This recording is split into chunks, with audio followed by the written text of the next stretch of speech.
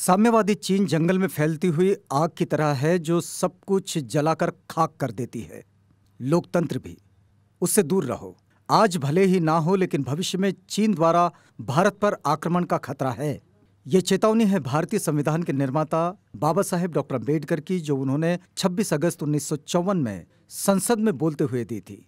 1962 में चीन ने भारत पर आक्रमण किया और हमारी जमीन का एक बड़ा हिस्सा ले गया। बाद में उसे सही भी बताया। यह आलेख प्रसिद्ध साहित्यिक हरि नरके का है, जो उन्होंने मूल रूप से मराठी में लिखा है। हरि नरके आगे लिखते हैं कि बाबा साहेब डॉक्टर अम्बेडकर जब विदेश नीति पर राज्यसभा में बोल रहे थे, प्रधानमंत्री पंडित नेहरू बाबा साहेब का भाषण गौर से सुन रहे थे। एक सदस्य ने बीच में ही कुछ कहना चाहा तो अध्यक्ष ने उस सदस्य को फटकार लगाई। चीन के लाल भाई सत्ताधीश अति महत्वाकांक्षी, तानाशाह और आक्रामक हैं। यह बात कई बार सिद्ध हुई है। शांतिपूर्ण आंदोलन करने वाले लाखों युवाओं को रनगाड़े से कुचल डालने वाले चीनी सत्ताधीश क्रूर और जंगली है। ये बात अलग से बताने की जरूरत नहीं। आज चीन की दादागिरी, अन्य देशों को छलने के लिए अपनाई जाने वाली बाजारवादी अर्थनीति, संयुक्त राष्ट्र संगठन में चीन द्वारा इस्तेमाल किया जाने वाला नकाराधिकार यानी वेटो, ये सब देखकर लगता है कि चीन कुछ भी कर सकता है। ये भयानक आक्रमणकारी लोग सत्ता के लिए कुछ भी कर सकते हैं। आज दुनिया के विकसित देश कोरोना के संक्रमण से परेशान है।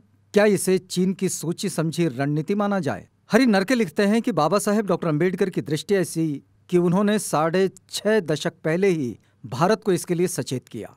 साम्यवादियों का लोकतंत्र से तालमेल बनता नहीं है। उन्हें नैतिकता से भी कोई लेना देना नहीं। बाबा साहेब कहते हैं कि माओ चीन में बौद्धों के साथ अमानुषता का व्यवहार कर रहा है। ये बिल्कुल साफ है कि वह पंचशीलों को पैरों तले रौंदने वाला सत्ताधीश है। भारत ने चीन से दोस्ती नहीं करनी चाहिए। भारत ने लोकतांत्रिक देशों के साथ मैत्री करनी चाहिए।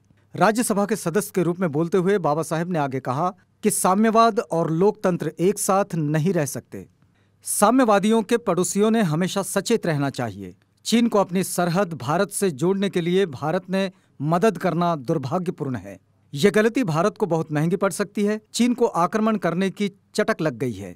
माओ ने तिब्बत करार में पंचशील और अनाक्रमण भले ही स्वीकार किया है, लेकिन माओ का पंचशील पर विश्वास नहीं। चीनी राजनीति के दो तत्व हैं। पहली बात, उनकी राजनीति हमेशा बदलती रहती है। दूसरी बात, उनकी दुनिया में किसी भी नीति का कोई मतलब नहीं होता। आज की नीति कल नहीं। उन्हीं के कारण आज एशिया एक रण क्षेत्र बन गया है। साम्यवादी जीवन और शासन पद्धति वाले राष्ट्र से भारत ने दूर ही रहना चाहिए।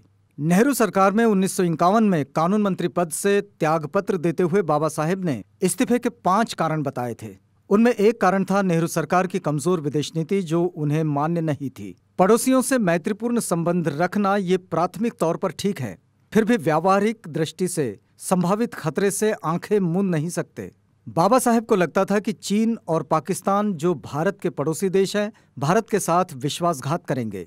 उन्होंने चेतावनी दी कि इन दोनों देशों से भारत को खतरा है। आगे चलकर ये बात सच साबित हुई। स्वतंत्र भारत पर जो युद्ध थोपे गए वो इन्हीं 2 देशों के द्वारा। इन्हीं के कारण भारत का रक्षा बजट बढ़ता जा रहा है। इस पर भी बाबा साहेब ने चिंता व्यक्त की थी। रक्षा नीति में भोलापन काम नहीं आता। चीनी ने बौद्ध बहुल तिब्बत की जो हालत कर दी है, उससे भी बाबा साहेब नाराज थे। वास्तव में चीन और भारत दोनों को प्राचीन इतिहास और संस्कृति की महान विरासत प्राप्त है। चीन के साथ हमारे शतकों पुराने व्यापारिक संबंध है। रूस ने द्वितीय महायुद्ध के बाद पास पड़ोस के 10 देशों पर कब्जा कर लिया। उसके पीछे उसका विस्तारवाद है। आक्रमणशील नीति का मुद्दा रूस और चीन दोनों पर एक सा लागू होता है। यह कहना है बाबा साहेब डॉक्टर अम्बेडकर का। बाबा साहेब अमेरिका और इंग्लैंड में जब अर्थशास्त्र में उच्च शिक्षा प्राप्त कर रहे थे, कई शीर्षस्थ मार्क्सवादी विचारकों का सानिध्य बाबा साहेब को प्राप्त हुआ।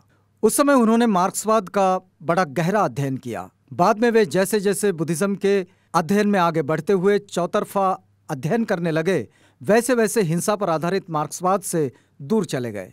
इस दौरान चीन और रूस में लोकतंत्र की नृशंस हत्या हुई और बाबा साहेब एक सच्चे लोकतंत्र के हिमायती के रूप में वे कम्युनिज्म से दूर हो गए। 1954 में मुंबई में उन्होंने कहा था कि वे महात्मा फुले को कभी नहीं छोड़ेंगे, लेकिन इसके साथ उन्होंने ये भी जाहिर तौर पर कहा कि वे मार्क्स को छोड़ रहे हैं। बाबा साहेब ने सन 1936 में जब इंडिपेंडेंट लेबर पार्टी की स्थापना की, तब कुछ कम्युनिस्ट मित्रों से उनकी नजदीकियां थी। लेकिन जब मार्क्सवादी मंडली ने बाबा साहेब के कुछ सहयोगी कार्यकर्ताओं को उनसे दूर कर दिया और 1952 के लोकसभा चुनाव में वोट खराब करो लेकिन बाबा साहेब को परास्त करो वाली जो भूमिका कम्युनिस्ट नेता श्रीपाद अमृत डांगे ने ली, इस विश्वासघात से बाबा साहेब को बड़ा आघात पहुंचा। किसी भी तरह का विधि निषेध ना मानने वाली ये विचारधारा जाति के सवाल पर मौन धारण कर लेती है और महिलाओं की समस्याएं भी इनकी प्राथमिकता में नहीं थी। इस पूरी पार्श्वभूमि पर नेपाल के काठमांडू में वैश्विक धम्म परिषद में बुद्ध या कार्ल मार्क्स विषय पर बोलते हुए बाबा साहेब ने जाहिर तौर पर घोषणा की, मार्क्स नहीं, बुद्ध ही हमारा मार्गदाता है। मार्क्सवाद का संपूर्ण परीक्षण बाबा साहेब ने इस भाषण में किया है। इस विषय पर बाबा साहेब के महापरिनिर्वाण के बाद भी ढाले ढसाल विवाद में खूब चर्चा हुई। ये विषय हमेशा चर्चा और वाद विवाद का रहा है। फिर भी कम्युनिस्ट चीन ये खतरे वाला विश्वासघाती देश होने के कारण भारत ने हमेशा चीन से सावधान रहना चाहिए, ये बाबा साहेब की चेतावनी आज भी बड़ी मौलिक है। बाबा साहेब की दृष्टि में देश सर्वप्रथम था, इसलिए उन्हें इस बात की बिल्कुल भी परवाह नहीं थी कि साम्यवादी मित्र क्या सोचेंगे। चीन और रशिया में बारिश हुई तो यहाँ छतरी खोलने वालों को छोड़ दिया जाए तो कोई भी चीन की हिंसक और तानाशाही प्रवृत्ति का समर्थन नहीं करेगा। यह आलेख प्रसिद्ध साहित्यिक हरि नरके का है।